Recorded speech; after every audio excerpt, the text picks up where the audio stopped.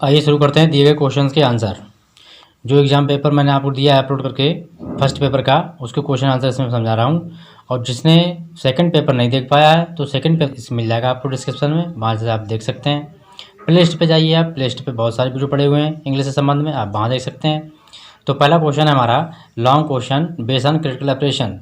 Critical operation आता है मतलब किसी भी लेटर पे आ सकता है, तो उसको हम इस तरीके से लिखेंगे। इंट्रोडक्शन बना देंगे, इंट्रोडक्शन में इनकी जीवन परिचय हो जाता है। नेक्स्ट पॉइंट हमारा आता है, इसको आप अच्छे देख लीजिए और ये आपको नोट कर लेना है, ठीक है। इसी को आपको याद कर लेना है, ये ऐसे ही आएगा।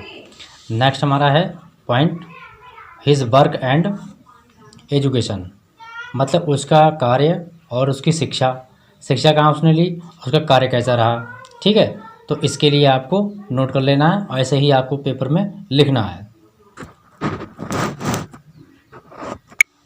अगला क्वेश्चन है हिज फेमस आर्टिकल। यहाँ पर कुछ उसकी रचनाएं आपको नोट कर देनी है, जैसे कि विलियम इनका ओ हेनरी का है, मैंने लिखा है short story writer, there are many stories. जैसे यहाँ पर एग्जांपल दिया हुआ है द वॉइस ऑफ सिटी 1908 में प्रकाशित हुई है। ऐसे ही आपके लिए मैं बता दूँ इसमें, तो ये आपको कुछ स्टोरीज उसकी आर्टिकल आपको नाम याद रखना होगा। जैसे कि ये है इस तरीके से, ये 98 में स्टार्ट हुई है। रोड ऑफ डेस्टिनी ऑप्शंस 1909 में आई है। जर्नी बिजनेस 1910 में आई है। ऐसे ही 6 ऑफिसर्स 7 ऑल 1911 में आई। रोलिंग स्टोन 1912 में आई है। तो इस तरीके से आपको ये इनका ध्यान रखना है और ऐसे ही ये लिख देना है। बात करते हैं नेक्स्ट पॉइंट की। नेक्स्ट पॉइंट हमारा इसमें है his language and style. His language style मतलब लैंग्वेज स्टाइल का बहुत बड़ा रोल होता है किसी भी राइटर, किसी भी मतलब कवि या लेखक के जीवन में, तो ये बहुत इंपॉर्टेंट है। तो इसको आपको ऐसे लिखना है। नेक्स्ट पॉइंट देखते हैं हम, इसी में आता है हमारा कंक्लूजन। कंक्लूजन हमारा लास्ट का होता है, जो भी हमने स्टार्टिंग से लिखा है वो सारा हमें कंक्लूजन में कंक्लूड कर देना है। इस प्रकार लॉन्ग क्वेश्चन आपका पेपर में कंप्लीट होता है। नेक्स्ट क्वेश्चन इसी में दूसरा देखते हैं क्रिटिकल ऑपरेशन। ये आपका लास्ट लीव, यानी कि किसी भी आपके एक ऐसे पर आ सकता है, एक शॉर्ट स्टोरी पूछ सकता है, तो उसमें जो पॉइंट क्या होना चाहिए, सबसे पहले इंट्रोडक्शन डालेंगे। इंट्रोडक्शन में उस स्टोरी के बारे में लिखेंगे, जैसे कि मैंने यहाँ लिखा हुआ है, इस तरीके से आपको लिख लेना है। इसी के बाद में अगला पॉइंट हमारा आएगा, वो आता है कैरेक्टराइजेशन। कैरेक्टराइजेशन कहते हैं चरित्र चित्रण, यानी कि जो उसमें पात्र होते हैं, कौन कौन से पात्र हैं उनके बारे में आपको समझाना है। देखिए ये पैसेज पूरा कर दिया मैंने, यहाँ देख सकते हैं आप, ठीक है। तो ऐसे ही आपको कंप्लीट कर लेना है। इट्स लैंग्वेज एंड स्टाइल, जैसे हमने पिछले पॉइंट डाला था, यहाँ पर भी एक पॉइंट पड़ जाएगा किसी भी पोएम या फिर स्टोरी के बारे में, तो ये हमने लिख दिया है। तो आपको उसको समझाना है कि आपको वो कहानी कैसी लगती है, पढ़ने में कैसी है, क्या उसमें दिखाया गया है, ये सब आपको यहाँ पर, उसकी भाषा कैसी है, तो उसके बारे में आपको यहाँ पर सब कुछ लिख देना है अच्छे तरीके से। अगले पॉइंट में बात करते हैं इसी में। अगला पॉइंट हमारा है इट्स मोरल और मैसेज फॉर रीडर्स, मतलब इस कहानी को पढ़ने के बाद जो रीडर्स होते हैं उनके लिए क्या मैसेज मिलता है या क्या शिक्षा मिलती है उन्हें। तो उस कहानी के बारे में आपने जो सीखा, आपको जो लगा, वो आप अपने यहाँ पर ये लिख देंगे इस तरीके से। मैंने आपको लिख दिया, इसको आप देख लेंगे। इसी में लास्ट पॉइंट हमारा आता है theme of story. Theme of this story मतलब कि कोई भी कहानी होती है तो उसकी थीम होती है। थीम मतलब कथा वस्तु, कोई एक निश्चित पॉइंट होता है। तो जैसे लास्ट लीफ है, लास्ट लीफ में थीम क्या है, लास्ट लीफ की थीम बेस करती है, एक पत्ता होता है पेड़ का और उसमें जॉन सी नाम लड़की होती है, इन दोनों पे डिपेंड रहती है इसकी थीम, ठीक है। मतलब कि ऐसा कैरेक्टर जिसके चारों ओर पूरी कहानी उसी मतलब पात्र पर डिपेंड रहती है। डिफरेंस क्या है, तो रिज्यूम क्या है, रिज्यूम में 2 पॉइंट आते हैं हमारे। Resume matter because they show the potential employer to curriculars things. First क्या है, एक quick summary about your experience, मतलब जो हमारा रिज्यूम होता है उसमें 2 पॉइंट मेन होते हैं, जिसमें मतलब पहला होता है क्विक समरी, यानी आपका सारांश, एक प्रकार से आपका एड्रेस में आपका एक्सपीरियंस क्या है, एक quick summary of your experience, मतलब एक संक्षेप में आपका जो एक्सपीरियंस है क्या है। जैसे कि this is the most obvious function of the resume but from the employers perspective it's invaluable of a job. let's let's specific experience requirements or a minimum GPA, then it's say to filter then resumes that does not conclude them.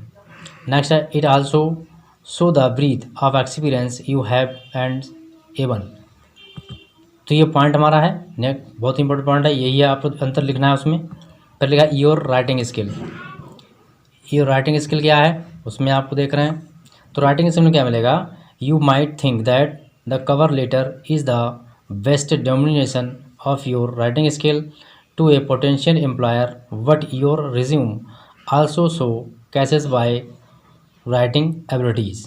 ठीक है, तो ये point होते हैं resume के अंदर। जब resume बनता है तो ये 2 पॉइंट डाले जाते हैं, और बायोडाटा में ऐसा कुछ नहीं होता है। तो इसके लिए आप नोट कर लीजिएगा, यही आपके काम का है बायोडाटा। तो बायोडाटा क्या होता है, biodata is also biographical data, and biodata typical concludes the range of specific functional information about the individual. Essentially biodata highlights the number of details about your person such as name, age, color, height, and skill, hobbies, and allergies. Next है, oftentimes this serves as a criticism for the evaluating or assessing the individual. The question in a many cases biodata is used for profiling and example biodata। इसमें आपका example जैसे biodata में क्या होता है, conclude as होती है, मेडिन होती है, नेम होता है, ठीक है, कॉन्टैक्ट नंबर इन्फॉर्मेशन होता है, डेट ऑफ बर्थ होती है, रिसेंट एड्रेस होता है, जीनोटाइप्स होता है, रेस होता है, स्किल होता है, एलर्जीज होती है, and hobbies, emergency numbers, contact and blood group and maintain to you few. However बहुत सारी चीज़ें होती हैं, लेकिन ये चीज़ें हमारी किस में नहीं होती हैं, रिज्यूम में नहीं होती हैं। तो इसमें सबसे पहले नेम का आता है, नेम फिल करना होता है, फिर टाइटल आता है आपका, डेट ऑफ बर्थ आती है, कॉन्टैक्ट नंबर और ईमेल आता है, नेक्स्ट आता है स्टेट सिटीजन्स, लास्ट में आता है एड्रेस। ठीक है, फिर टू नेक्स्ट किन, इमरजेंसी कॉन्टैक्ट नंबर और आपका स्किल। तो ये सारे बायोडाटा में आते हैं। बायोडाटा ये सिंपल बायोडाटा का प्रोफार्मा दिया हुआ है, देखिए इस तरीके से मैं आपको पूरा कंप्लीट दिखा दे रहा हूँ। इस तरीके से ये है, एकेडमिक क्वालिफिकेशन आप आ जाएगा, ग्रेजुएशन है आपका, बीए है, फिर आपका मास्टर डिग्री एमए सोशोलॉजी है, एड्रेस कॉन्टैक्ट नंबर आ जाएगा, बस फिनिश हो गया। इस तरीके से आपको ये लिख देना है। आर्ट ऑफ करेक्टराइजेशन, करेक्टराइजेशन क्या होता है, तो व्हाट इज करेक्टराइजेशन, इसको देख लेते हैं। It refers to the method that the writer puts to use in order to develop the main character and supporting characters within a story. In a short fiction the writer can employ 2 methods, direct characterisation and indirect characterisation. Direct characterisation होते हैं जो कि main character होते हैं, जैसे कि the writer tells the reader about the characters personality using the narrator of the story. Another characters are the main character revealing aspects to about himself or herself। इसमें जो मेन कैरेक्टर होता है वो कहलाता है हमारा डायरेक्ट कैरेक्टर। फिर इसमें आता है इनडायरेक्ट कैरेक्टर। इनडायरेक्ट क्या होता है,